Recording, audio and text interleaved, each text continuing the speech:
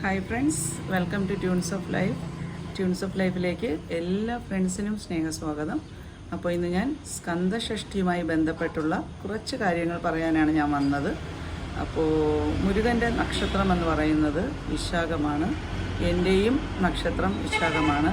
അങ്ങനെയും സുബ്രഹ്മണ്യ സ്വാമി എനിക്ക് വളരെ പ്രിയപ്പെട്ട ഒരു ഭഗവാൻ തന്നെയാണ്. അപ്പോൾ സ്കന്ദഷഷ്ഠിയെക്കുറിച്ച് അന്ന് തന്നെ ഒരു വീഡിയോ ഇടണമെന്ന് വിചാരിച്ചതാണ്. ഈ വർഷം 2025 സ്കന്ദഷഷ്ഠി വ്രതാചരണം തുടങ്ങുന്നത് ഒക്ടോബർ 22 മുതൽ തുടങ്ങി 27 വരെയാണ് നമുക്ക് സ്കന്ദഷഷ്ഠിയായി പിന്നെ നമ്മൾ വ്രതം നോക്കേണ്ടത്. അപ്പോൾ 28-ാം തീയതി ഭഗവാന്റെ ശ്രീ മുരുക ഭഗവാന്റെ തിരുകല്യാണം, അതോടുകൂടിയാണ് സ്കന്ദഷഷ്ഠി വ്രതം പൂർത്തിയാകുന്നത്. അപ്പോൾ വ്രതത്തിൻ്റെ സമയവും കാര്യങ്ങളുമൊക്കെ നമുക്ക് ഇതിൽ നോക്കിക്കഴിഞ്ഞാൽ അറിയാൻ പറ്റും. പല പല ചാനൽസും അതിനെക്കുറിച്ചൊക്കെ ഇട്ടിട്ടുണ്ടല്ലോ. അപ്പോൾ അങ്ങനെ പറയാൻ അറിയുന്നവരുണ്ട്, എപ്പോഴാണ് തുടങ്ങേണ്ടത് അങ്ങനെയൊക്കെ. ഞാൻ അതിലേക്കൊന്നും അല്ല പോകുന്നത്. ഭഗവാന്റെ കുറച്ച് കാര്യങ്ങൾ നമുക്കറിയാവുന്നത്. ശരവണ പൊയ്കയിൽ അവതാരമെടുത്ത ഭഗവാനാണല്ലോ മുരുക ഭഗവാൻ എന്ന് പറയുന്നത്. 6 പടൈ വീടുകൾ, ഭഗവാന്റെ 6 പടൈ വീടുകൾ എന്ന് പറയുന്നത് എല്ലാവർക്കും അറിയാം. തിരുത്തണി, തിരുച്ചെന്തൂർ, തിരുപ്പുറക്കുണ്ട്രം, അങ്ങനെ കുറേ 6 ദേവാലയങ്ങളുണ്ട്. ഇതിൽ തിരുച്ചെന്തൂർ മാസത്തിലൊരിക്കൽ അല്ലെങ്കിൽ 2 മാസത്തിലൊരിക്കലെങ്കിലുമൊക്കെ ഞാൻ പോകാറുണ്ടായിരുന്നു. ഇപ്പോൾ കുറച്ച് നാളായി എനിക്കത് മിസ് ചെയ്യുകയാണ്. അപ്പോൾ ഭഗവാനെക്കുറിച്ച് പറയുകയാണെങ്കിൽ സർവ വ്യാകരണ പണ്ഡിതൻ കൂടിയാണ് സുബ്രഹ്മണ്യ സ്വാമി. അതുപോലെ തന്നെ ദേവലോകത്തെ ദേവ സേനാപതിയായാണ് നമ്മൾ ഭഗവാനെ കാണുന്നത്. അത്രയേറെ ശക്തിയേറിയതും അത്രയേറെ സൗന്ദര്യത്തോടു കൂടിയതും ഭഗവാനെ കൊണ്ട് ചെയ്യാൻ കഴിയാത്തതായി യാതൊന്നും തന്നെ ഈ ലോകത്തിലും ത്രിലോകങ്ങളിലും ഇല്ല എന്നാണ് വിശ്വസിക്കപ്പെടുന്നത്. അതുപോലെ ഭഗവാന്റെ അവതാര ഉദ്ദേശം തന്നെ ശൂരപത്മാസുര വധവുമായി ബന്ധപ്പെട്ടുള്ളതാണ്.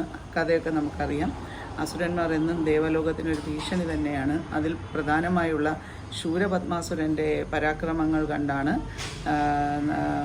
ദേവലോകത്തു നിന്ന് എല്ലാവരും പരമശിവനെ വന്ന് കാണുകയും അങ്ങനെ ആ ഒരു ശൂരപത്മാസുര വധത്തിനു വേണ്ടി മാത്രമായാണ് ശ്രീ മുരുക ഭഗവാൻ അവതാരമെടുത്തത് എന്നും പുരാണത്തിൽ പറയുന്നു.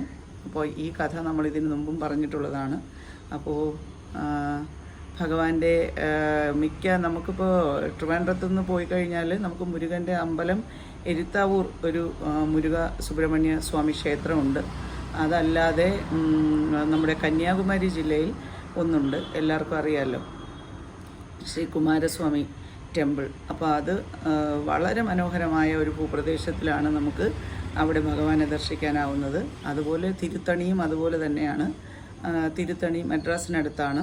അപ്പോൾ അത് ഞാൻ പോയിട്ടുള്ള ഒരു പ്രാവശ്യം പോയിട്ടുണ്ട്. അപ്പോൾ ഭഗവാനെ എന്നൊക്കെ കാണാൻ അവസരം കിട്ടിയാലും അതൊന്നും തന്നെ ഞാൻ പാഴാക്കാറില്ല.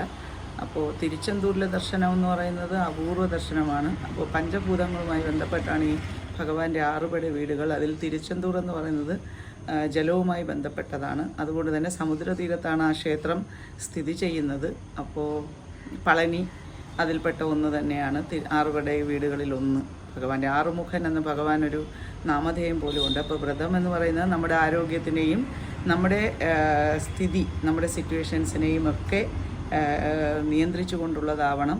നമുക്ക് പലർക്കും മെഡിസിൻസൊക്കെ എടുക്കാനുള്ളവരുണ്ടെങ്കിൽ അവർക്കൊരു ഫുൾ ടൈം ഫാസ്റ്റിംഗ് നടക്കില്ല. പക്ഷേ നമുക്ക് മനസ്സുകൊണ്ട് നല്ല കാര്യങ്ങൾ ആലോചിക്കുകയും നല്ലത് മാത്രം മറ്റുള്ളവർക്ക് വരണമെന്നും നമുക്ക് വരണമെന്നും ചിന്തിക്കുകയും പ്രാർത്ഥിക്കുകയും ഒക്കെ ചെയ്യാം. അപ്പോൾ അത് തന്നെയാണ് ഏറ്റവും വലിയ വ്രതശുദ്ധി എന്ന് ഞാൻ പറയുന്നത്. ദാനം നമുക്ക് ചെയ്യാൻ കഴിയുന്നത് പോലെ നമ്മൾ ചെയ്യുക. ഞാൻ 5 തിരിയിട്ട ഭദ്രദീപം 22-ാം തീയതി മുരുക ഭഗവാനെ പ്രാർത്ഥിച്ചിരുന്നു.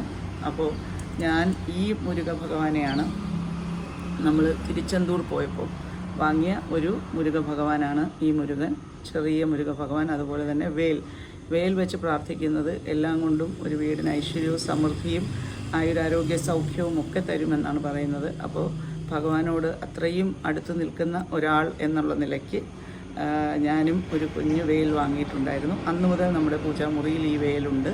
അപ്പോൾ ഇത് ഈ മുരുകനും ഈ വേലും. അതല്ലാതെ സുബ്രഹ്മണ്യ സ്വാമിയുടെ ചെറിയ ചെറിയ വിഗ്രഹങ്ങളെല്ലാം ഒരിടത്ത് വെച്ച് കൊണ്ടാണ് ഞാൻ ഇന്നലെ ഷോർട്സിൽ ഇട്ടിരുന്നു. പക്ഷെ ഞാൻ ഇട്ട ആ ഒരു ടൈമിങ് എൻ്റെ ഷോർട്സിൻ്റെ വ്യൂവേഴ്സ് വരുന്ന ടൈമിംഗ് അല്ലാത്തത് കൊണ്ട് തന്നെ അധികം ആരിലേക്കും ആ ഷോർട്സ് പോയില്ലെന്നാണ് തോന്നുന്നത്. അപ്പോൾ എന്തൊക്കെ പറഞ്ഞാലും എല്ലാ ഫ്രണ്ട്സിന് വേണ്ടിയും ഞാൻ പ്രാർത്ഥിക്കും.